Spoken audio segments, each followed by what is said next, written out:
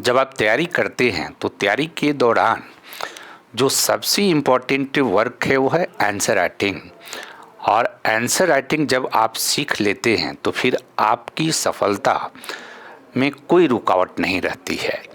तो इसके अंतर्गत हमने प्रश्न लिया है, चंपारण नील आंदोलन का वर्णन करें, यानी कि describe the Champaran Indigo movement.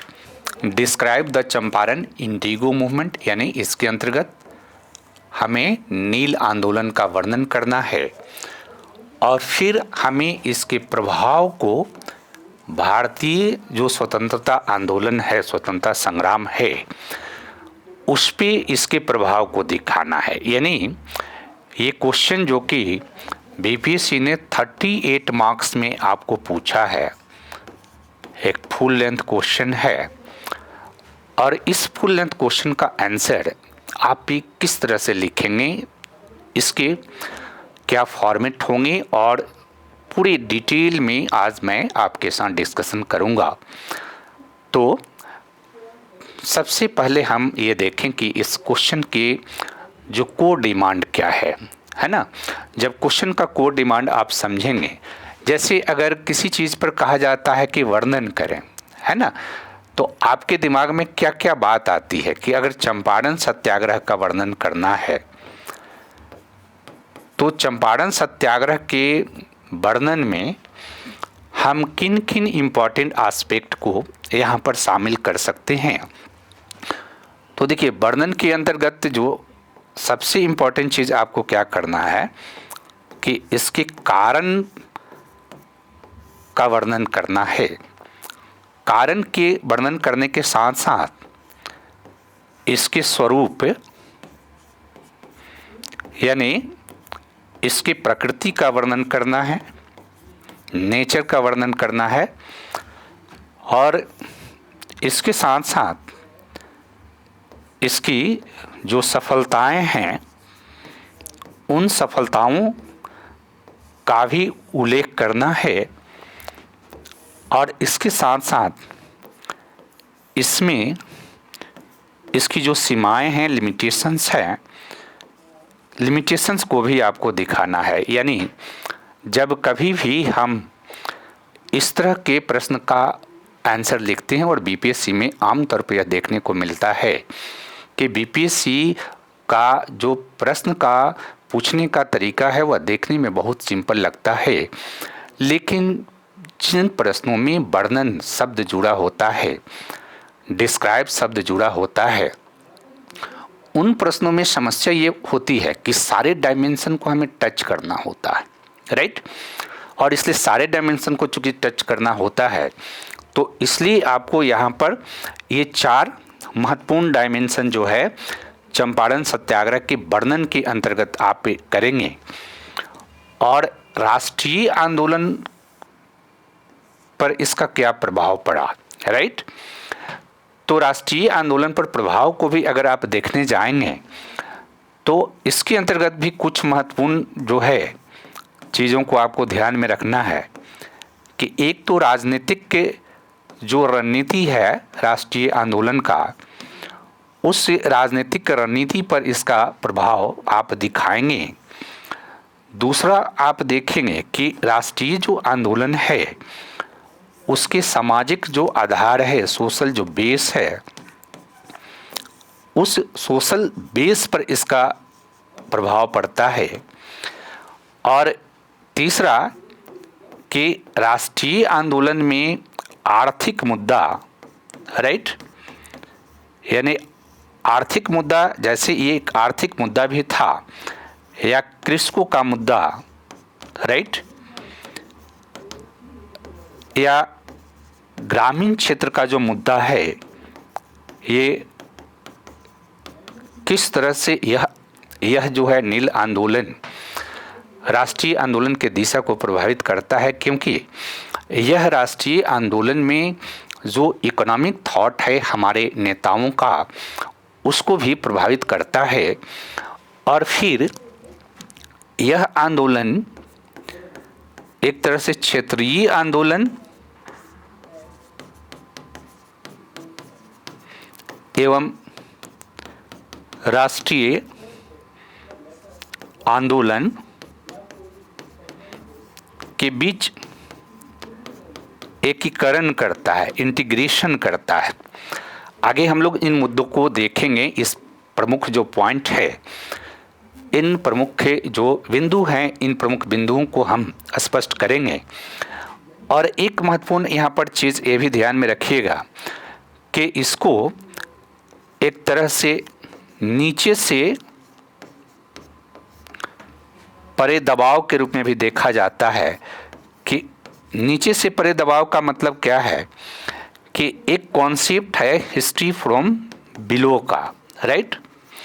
तो हिस्ट्री फ्रॉम बिलो का जो कॉन्सेप्ट है, तो एक तरह से ये प्रेशर का काम करता है, क्योंकि इसके बाद क्या होता है कि अलग अलग क्षेत्रीय आंदोलन जो है राष्ट्रीय आंदोलन से जुड़ जाते हैं, और जुड़ जाते हैं तो राष्ट्रीय आंदोलन का चरित्र जो है, उस चरित्र में मूलगामी परिवर्तन होता है, व्यापक परिवर्तन होता है। और राष्ट्रीय आंदोलन जो इसके पहले अभिजन आंदोलन के रूप में देखा जाता था, अब उसका स्वरूप जो है एक तरह से जन आंदोलन का स्वरूप हो जाएगा। तो देखिए, सबसे पहले जब किसी भी प्रश्न का आप आंसर लिखते हैं, तो आंसर लिखने में जो आमतौर पर छात्रों को कठिनाई होती है, जहां आमतौर पर आप डिटरमाइन नहीं कर पाते हैं कि कौन सा पॉइंट जो है किस रूप में हम लिखें और किस रूप में हमें प्रस्तुत करना है, तो यहाँ पर हमने इस प्रश्न की जो मूल स्ट्रक्चर है, यानी प्रश्न जब हम लिखते हैं तो प्रश्न का आंसर जब आप लिखने जाएंगे, तो आंसर लिखने में सबसे पहले हमें क्या करना पड़ता है कि इंट्रोडक्शन लिखना होता है, राइट। और इंट्रोडक्शन के बाद यहाँ पर स्ट्रक्चर लिखना होता है, राइट। और आपके जो स्ट्रक्चर है, यानी प्रश्न का जो स्ट्रक्चर है, इसका दो भाग है। एक भाग तो यहाँ पर है और दूसरा भाग यहाँ पर है, और फिर आपको यहाँ पर कंक्लूजन लिखना होता है, राइट। तो सबसे पहले हमने आपको स्ट्रक्चर की बात की है, और स्ट्रक्चर आपका ये होगा, और इस स्ट्रक्चर के अकॉर्डिंग जो है आप अपने प्रश्न का आंसर लिखेंगे। लेकिन मूल बात है कि यहाँ पर जो आप भूमिका लिखेंगे, तो इसकी शुरुआत कैसे आप करेंगे, राइट। कैसे आप इंट्रोडक्शन, इसके इंट्रोडक्शन को आप लिखेंगे, ये बहुत इम्पॉर्टेंट है कि हम अपने आंसर को कैसे इंट्रोड्यूस करें, क्योंकि इंट्रोडक्शन का रोल बहुत इम्पॉर्टेंट है। और जब इंट्रोडक्शन आप पे लिखने का प्रयास करते हैं, खास करके इस तरह के प्रश्न में, तो यहाँ पर मैं कुछ कीवर्ड आपको दे रहा हूँ, जिसके माध्यम से आप इसके इंट्रोडक्शन को लिखेंगे। और उसमें आप लिखेंगे कि चंपारण जो सत्याग्रह है, राइट, ये कारण के दृष्टिकोण से, है ना, क्षेत्रीय घटना है या स्थानीय घटना है या स्थानीय आंदोलन है। ध्यान ये रखना है कि ये पंक्ति आपको याद रखना है कि चंपारण नील आंदोलन कारण के दृष्टिकोण से एक क्षेत्रीय या स्थानीय आंदोलन है, लेकिन प्रभाव के दृष्टिकोण से यह राष्ट्रीय परिघटना है। और बहुत सारे विद्यार्थी जो है इंट्रोडक्शन लिखने में उनको समस्याएं होती है, तो आप आराम से इसके इंट्रोडक्शन को लिखेंगे, राइट। और उसके बाद हम आ जाते हैं इस पे चंपारण सत्याग्रह का जो वर्णन है। तो फिर आप पैराग्राफ चेंज करके आप ये कह सकते हैं कि चंपारण जो सत्याग्रह है, इसके जो आयाम हैं, उसके अंतर्गत सबसे महत्वपूर्ण चीज़ है कि हम इसके कारणों को जानें कि यह आंदोलन किन कारणों से प्रारंभ हुआ था। तो जब आप कारण को अगर डील करने का प्रयास करते हैं तो ध्यान ये रखना है कि चंपारण जो सत्याग्रह है, राइट, नील आंदोलन जो है, अब यहाँ पर देखिए कि इसके कारण के संदर्भ में आप क्या लिखेंगे। तो देखिए कारण तो इसका सबसे इम्पोर्टेंट कारण क्या है, तो भूमि संबंधी कारण है। और भूमि संबंधी कारण में आप सबसे इम्पोर्टेंट बात करेंगे कि तिनकठिया व्यवस्था जो है इसका मूल कारण था। तिनकठिया व्यवस्था को आप एक्सप्लेन कर देंगे और फिर इस तिनकठिया व्यवस्था के कारण कृषकों की स्थिति दयनीय होती है, राइट। अब क्यों दयनीय होती है इसको भी आप स्पष्ट कर देंगे, है ना। क्यों? क्योंकि एक तो ठेकेदारों के शोषण का शिकार होते हैं,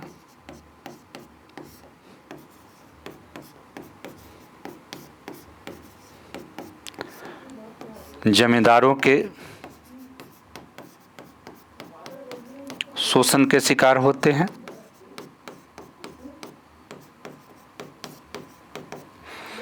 और तीसरा कि भूमि की उत्पादकता पर प्रतिकूल प्रभाव पड़ता है, राइट। ये तीन इम्पॉर्टेंट चीज आप जो है यहाँ पर स्पष्ट करेंगे कि जो चंपारण सत्याग्रह है, इस चंपारण सत्याग्रह या चंपारण आंदोलन, ये नील आंदोलन जो कि बंगाल में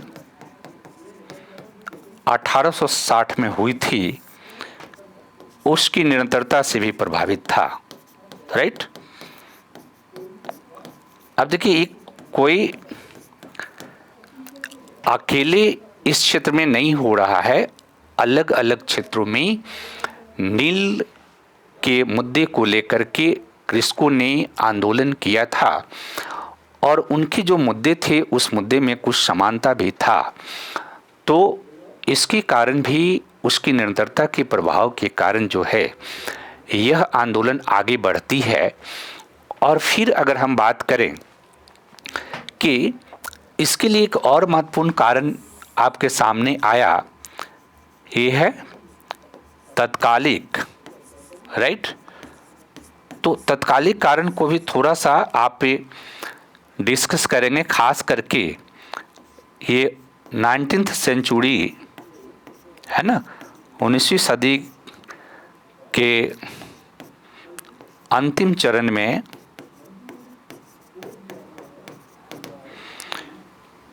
जर्मनी में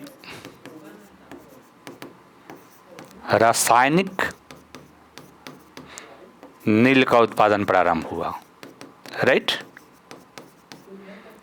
अब देखिए इसका प्रभाव जो है चंपारण के किसानों पर पड़ता है, क्योंकि जब रासायनिक नील का उत्पादन होता है तो नील के बाजार मूल्य में गिरावट होती है, राइट। और इस गिरावट के कारण एक तरह से देखने को मिलता है कि चंपारण के किसानों पर दोहरी मार पड़ती है। एक तो तिनकठिया व्यवस्था जो कि उनकी भूमि की उत्पादकता को धीरे धीरे समाप्त कर रही थी, जमींदार जो है लगातार अपने लगान में वृद्धि कर रहे थे, राइट।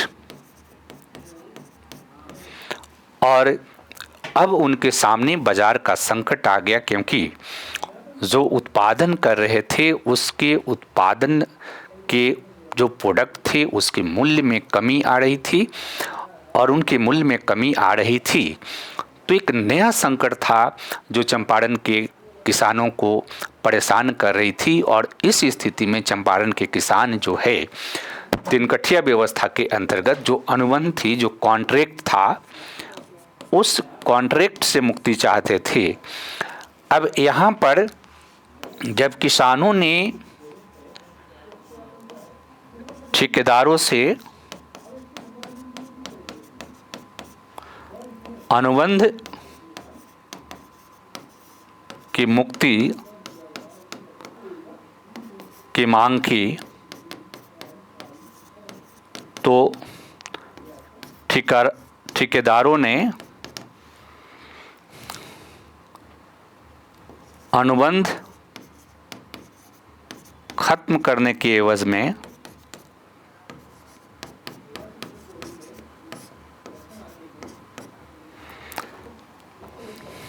मुआवजा की मांग की। करेक्ट।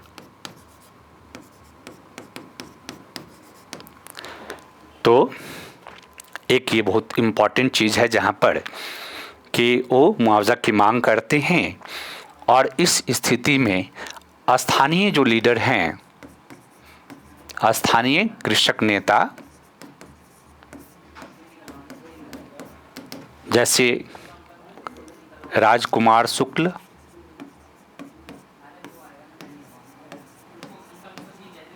खेडर राय,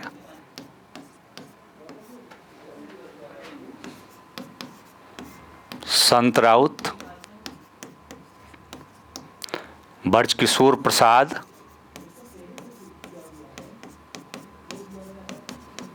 राइट, इत्यादि इस मुद्दे को लेकर के स्थानीय स्तर पर जो है किसानों की आवाज़ को बुलंद करते हैं। और फिर इन लोगों ने एक तरह से जो प्रांतीय कांग्रेस कमेटी है उसका ध्यान आकृष्ट करने का काम किया। फलतः है जो बिहार प्रांतीय कांग्रेस कमेटी है 1914 में बिहार प्रांतीय कांग्रेस कमेटी इनके मुद्दों पर विचार करती है और इनके मुद्दों पर विचार करती है। फिर 15 में जो है एक कमेटी, जांच कमेटी का गठन करती है।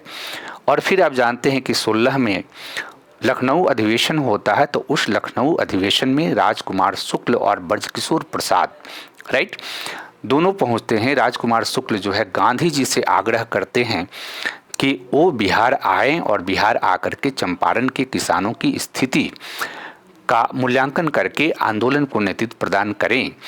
और ब्रजकिशोर प्रसाद ने लखनऊ कांग्रेस अधिवेशन में मांग किया कि चंपारण के किसानों की दयनीय स्थिति की जांच के लिए एक राष्ट्रीय कमेटी का गठन किया जाए जो इनके मुद्दों को देखे।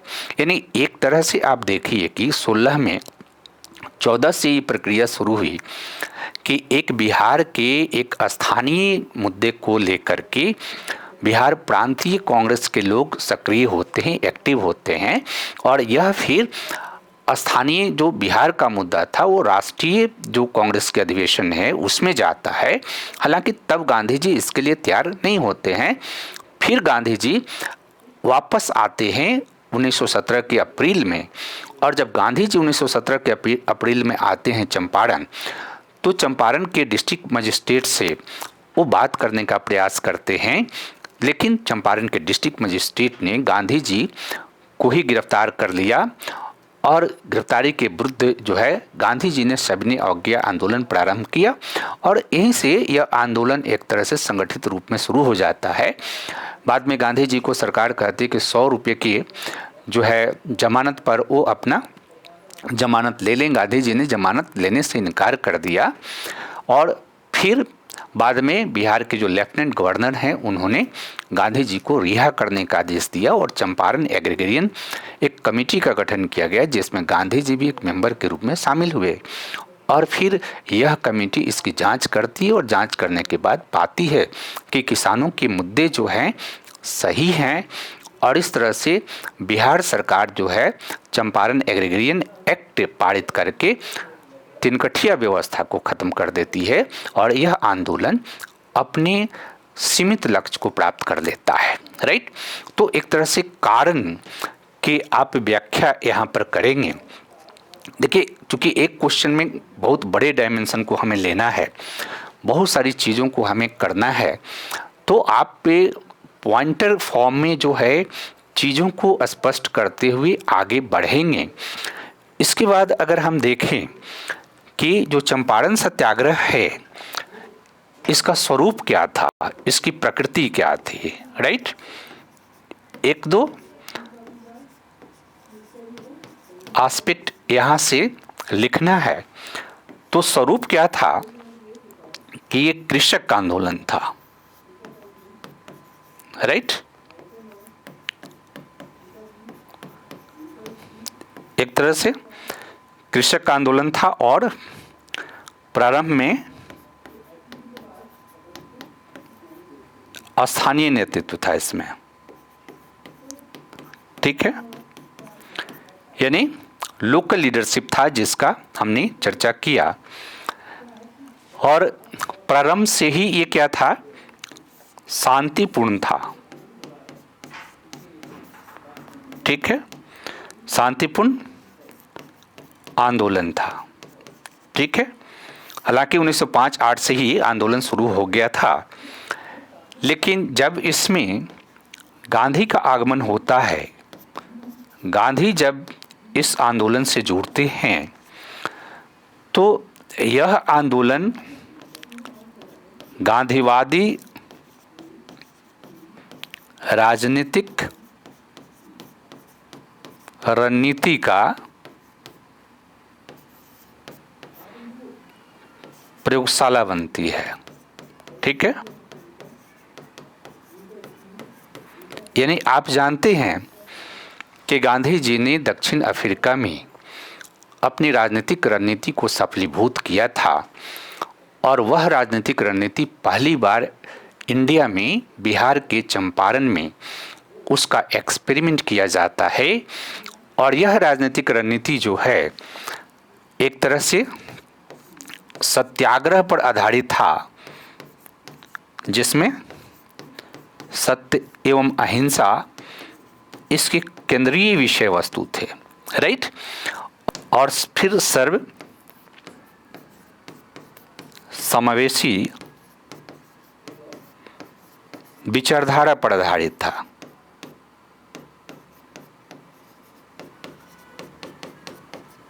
ठीक है। और साथ ही साथ यह एक तरह से सविनय अवज्ञा आंदोलन था। ये बात ध्यान में रखना है कि पहली बार गांधी ने सविनय अवज्ञा आंदोलन चंपारण सत्याग्रह में प्रारंभ किया था, जो कि इसकी जो नेचर है और इसकी इम्पोर्टेंस भी है, क्योंकि इससे महत्व भी उद्घाटित होता है कि चंपारण आंदोलन में ही गांधी की रणनीति जो है, पहली बार वह भी सविनय अवज्ञा आंदोलन, जहां कानून का उल्लंघन किया जा रहा है, गांधी ने कानून को मानने से इनकार कर दिया था, इसका भी इम्प्लीमेंटेशन इसी आंदोलन में होता है।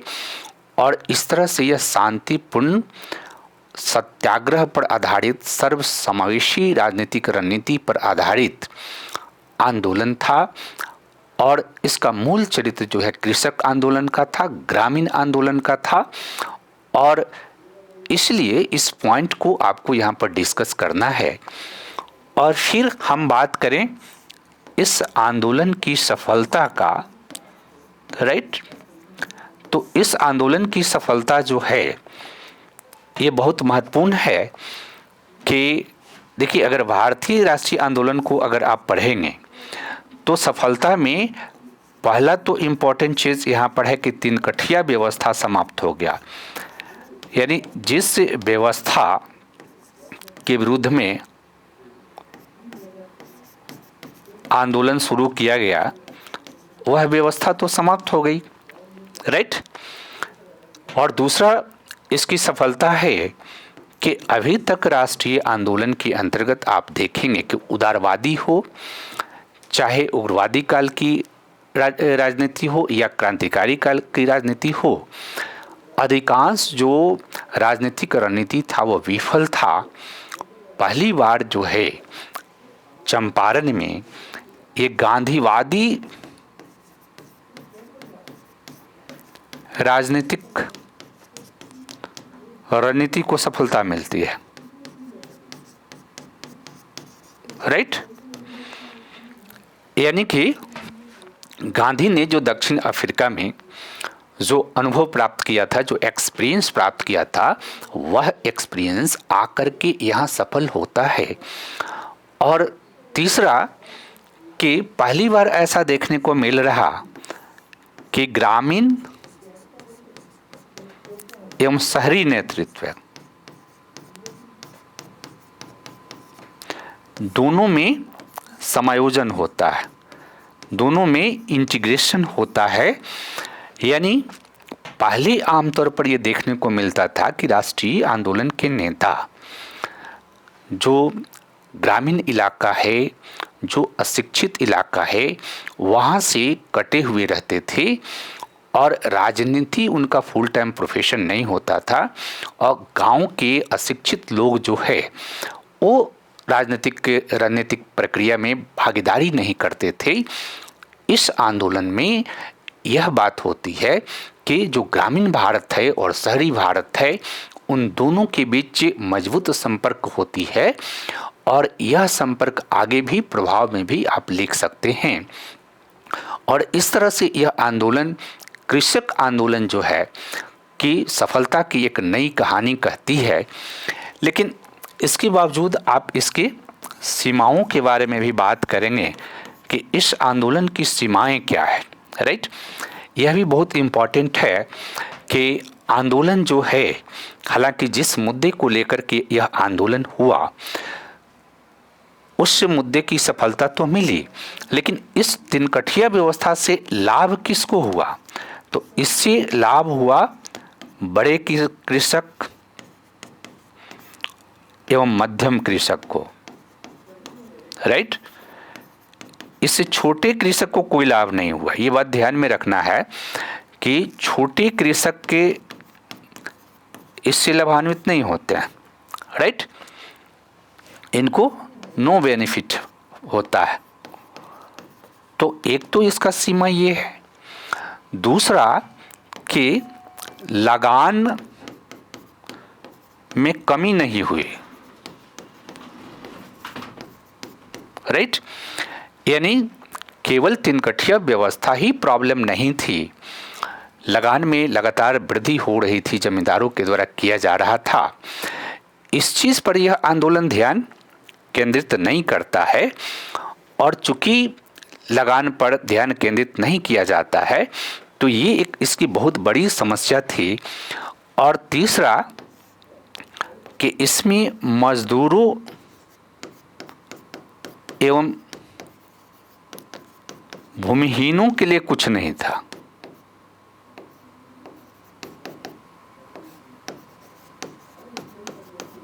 ठीक है, अगर आप मजदूरी करते हैं, अगर आप भूमिहीन हैं, तो मजदूरी एवं भूमिहीन होने की स्थिति में आपके लिए इस आंदोलन में कुछ भी नहीं था, जो कि इसके सीमाओं को रेखांकित करती है और यह इसकी सीमाएं हैं।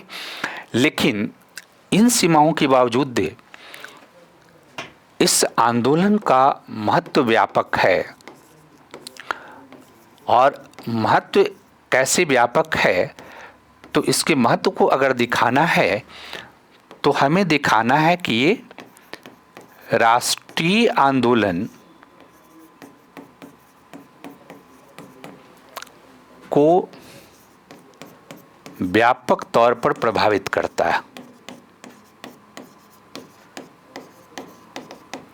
राइट।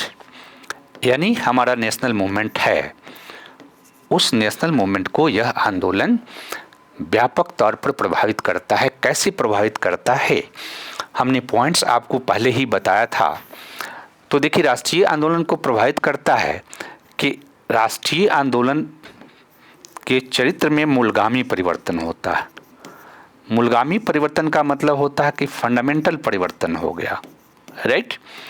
यानी पहले जो राष्ट्रीय आंदोलन था और अब जो राष्ट्रीय आंदोलन है उसके चरित्र में पूरी तरह से परिवर्तन हो गया। और अब राष्ट्रीय आंदोलन राइट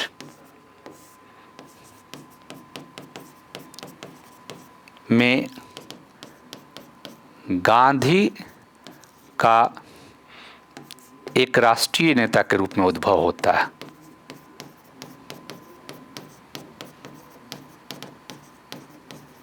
पहला चीज, और चूंकि गांधी के एक राष्ट्रीय नेता के रूप में जब उद्भव हुआ तो ये गांधीवादी राजनीतिक रणनीति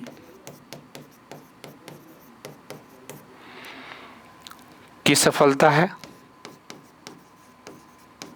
ना, यानी इसको स्वीकार्यता मिलती है, राइट। इसको एक्सेप्ट किया जाता है कि यही जो मेथड है ये भारत के स्वतंत्रता संग्राम के लिए बहुत इम्पोर्टेंट है। और इसी का कारण होता है कि बाद में गांधी जो है खेरा सत्याग्रह में भी भाग लेते हैं, अहमदाबाद सत्याग्रह में भाग लेते हैं, और कॉन्टिन्यूअस आप देखेंगे कि रॉलेट सत्याग्रह हो या असहयोग और आंदोलन हो, खिलाफत आंदोलन हो, सविनय अवज्ञा आंदोलन हो, यानी ये एक ऐसा आंदोलन था जिस आंदोलन ने पहले के जो हमारा आंदोलन का प्रारूप जो था उदारवादी या उग्रवादी, उसकी जगह एक नई गांधीवादी आंदोलन की शुरुआत होती है।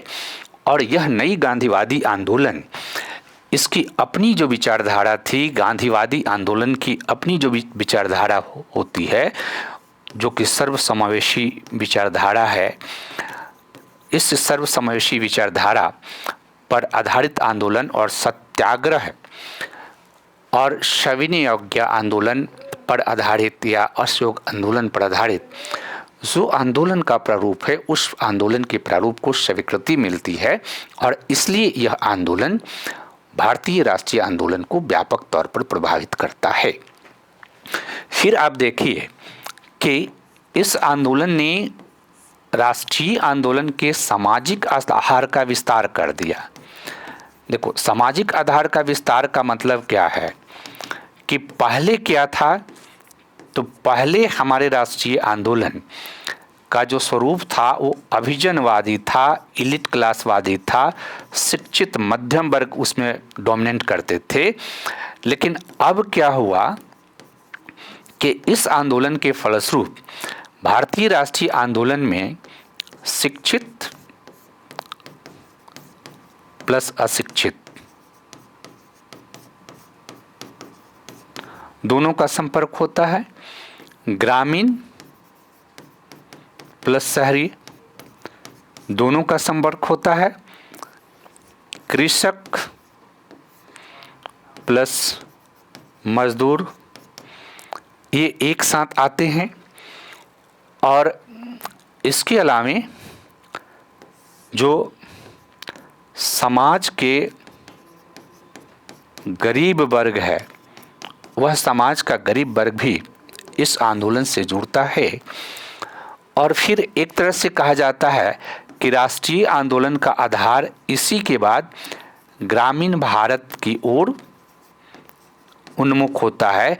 यानी पहली बार गांवों की शक्ति का एहसास राष्ट्रीय नेताओं को होता है, और गांवों की शक्ति का एहसास जैसे ही राष्ट्रीय नेताओं को होता है, वैसे ही क्या होता है कि राष्ट्रीय आंदोलन जो कि इसके पहले उदारवादी काल में या उग्रवादी काल में एक शिक्षित शहरी वर्ग के नेतृत्व में किया गया आंदोलन था, जिसमें समाज की भागीदारी बहुत कम थी, अब इसकी सफलता ने इस बात को स्थापित किया कि जो ग्रामीण भारत है, जो समाज के बहुसंख्यक लोग हैं, वो या तो दलित हो, आदिवासी हो, मजदूर हो, कृषक हो, या उच्च जाति के लोग हो, मध्यम जाति के लोग हो, हिंदू मुस्लिम सभी, क्योंकि मुस्लिम लोगों ने भी चंपारण आंदोलन में भाग लिया था, उसके एक बहुत ही महत्वपूर्ण नेता थे पीर मोहम्मद। तो एक तरह से सामाजिक आधार का इससे विस्तार होता है, और सामाजिक आधार का विस्तार होता है तो यह आंदोलन जो है आर्थिक मुद्दे पर भी है ना, क्योंकि राष्ट्रीय आंदोलन में जो राजनीतिक मुद्दा था और आर्थिक मुद्दा जो पहले से आ रहा था, ड्रेन ऑफ वेल्थ सिद्धांत के आधार पर जो आर्थिक मुद्दे का प्रतिपादन किया गया था, प्रैक्टिकल में उस मुद्दे को आगे अभी बढ़ाया नहीं जा सका था। लेकिन इस आंदोलन ने जो भारत के जो कृषकों के मुद्दे हैं, यानी अधिकांश लोग जो है कृषक थे, तो कृषकों के मुद्दे को काफ़ी हाईलाइट किया। और इसके कारण क्या हुआ कि बिहार में और भारत में भी किसान आंदोलन जो है ये इसके चलते काफ़ी प्रभावित हुआ और एक संगठित किसान आंदोलन की नींव बिहार में भी पड़ती है। और बिहार में जो संगठित किसान आंदोलन की नींव पड़ती है वह केंद्र में भी किसान आंदोलन को, राष्ट्रीय स्तर पर किसान आंदोलन को प्रभावित करता है। और इसके साथ साथ आप देखेंगे कि जैसे हमने आपको बताया कि क्षेत्रीय या स्थानीय जो आंदोलन है और राष्ट्रीय आंदोलन है, इन दोनों के बीच एकीकरण होता है, राइट। एकीकरण होता है कैसे कि आपने देखा कि गांधी जी चंपारण आंदोलन में पार्टिसिपेट करते हैं, फिर आप देखते हैं कि खेरा में आते हैं, अहमदाबाद के मजदूरों के मुद्दे को लेकर लड़ते हैं। लेकिन जब आप असहयोग आंदोलन को पढ़ते हैं और उसमें आप देखते हैं कि एक बड़े पैमाने पर रीजनल जो आंदोलन थे, जो क्षेत्रीय आंदोलन थे, वो उसके साथ जोड़ जाते हैं। जैसे दरभंगा में स्वामी विद्यानंद का जो आंदोलन था, जो एक कृषक आंदोलन था, जो कि असहयोग आंदोलन में वो शामिल होते हैं। पंजाब में सिखों के जो आंदोलन थे, गुरुद्वारा प्रबंधन कमेटी को लेकर के जो आंदोलन था, वो असहयोग आंदोलन के दौरान जुड़ जाता है। फिर राजस्थान का बिजौलिया आंदोलन जुड़ जाता है। इसी तरह से आप देखोगे कि सविनय अवज्ञा आंदोलन भी व्यापक इस कारण से होता है कि एक नया ट्रेंड शुरू होता है कि जितने भी रीजनल आंदोलन है वो रीजनल आंदोलन जो है नेशनल मूवमेंट से जुड़ने लगते हैं। और राष्ट्रीय नेताओं ने भी इस स्किल को एक तरह से डेवलप कर लिया कि छोटे जो नेता हैं देश के अलग अलग भागों में, उनको अपने साथ जोड़ करके राष्ट्रीय जो आंदोलन है उसके फलक को काफ़ी विस्तारित कर दिया जाता है और उसमें समाज के सभी वर्गों को शामिल करके राष्ट्रीय आंदोलन को एक बहुवर्गीय चरित्र प्रदान किया जाता है और यह फिर सफलता की ओर अग्रसर होता है। लेकिन इतिहासकारों का एक और इस पे एनालिसिस है कि नीचे से बढ़ते दबाव, है ना। नीचे से बढ़ते दबाव का मतलब क्या है, हिस्ट्री फ्रॉम बिलो, कि जितने भी लोअर कास्ट मूवमेंट था, ग्रामीण मूवमेंट था, कृषक मूवमेंट था, मजदूर मूवमेंट था, बाद में स्त्रियों का आंदोलन जो है, वे सभी राष्ट्रीय आंदोलन से जुड़ते हैं और सभी राष्ट्रीय आंदोलन से जुड़ते हैं, नेशनल मूवमेंट से जुड़ते हैं, फ्रीडम मूवमेंट से जुड़ते हैं। तो भारत का फ्रीडम मूवमेंट एक बहुत ही व्यापक जनाधार वाला फ्रीडम मूवमेंट होता है जो कि जन आंदोलन का स्वरूप ग्रहण कर लेता है। और इसका बिहार में प्रभाव आप देखोगे कि राष्ट्रीय जो आंदोलन है, फ्रीडम जो मूवमेंट है, इस आंदोलन के प्रभाव स्वरूप जो स्वतंत्रता आंदोलन है, स्वतंत्रता आंदोलन के सभी महत्वपूर्ण आंदोलन जो है, चाहे आपका सविनय अवज्ञा आंदोलन हो, चाहे आपका भारत छोड़ो आंदोलन हो या असहयोग आंदोलन हो या खिलाफत आंदोलन हो, सभी का एक मजबूत केंद्र के रूप में बिहार दिखाई देता है। और इस तरह से आप कह सकते हैं कि जो चंपारण नील आंदोलन है उसने राष्ट्रीय आंदोलन को व्यापक तौर पर प्रभावित किया और इसके फलस्वरूप राष्ट्रीय आंदोलन एक जन आंदोलन का स्वरूप ग्रहण कर सका। और राष्ट्रीय आंदोलन में ग्रामीण भारत के प्रभाव का विस्तार हुआ। ऐसे ही कहा जाता है कि गांधी के आंदोलनों का जो आधार था वो ग्रामीण भारत था और जब ग्रामीण भारत ने ब्रिटिश सरकार के विरुद्ध में अपना अविश्वास जाहिर किया तो भारत को स्वतंत्रता मिला। और इस दृष्टिकोण से इस आंदोलन की भूमिका बहुत महत्वपूर्ण है। और इसलिए निष्कर्ष में फिर आप लिख देंगे कि इस प्रकार हम देखते हैं कि चंपारण नील आंदोलन का बिहार के स्वतंत्रता संग्राम एवं भारत के स्वतंत्रता संग्राम पर व्यापक प्रभाव पड़ा और इसने भारतीय राष्ट्रीय आंदोलन को गांधी के नेतृत्व में एक एकीकृत राष्ट्रीय आंदोलन के रूप में विकसित किया, जिसने भारत को अंततः स्वतंत्रता दिलाने में महत्वपूर्ण भूमिका अदा की।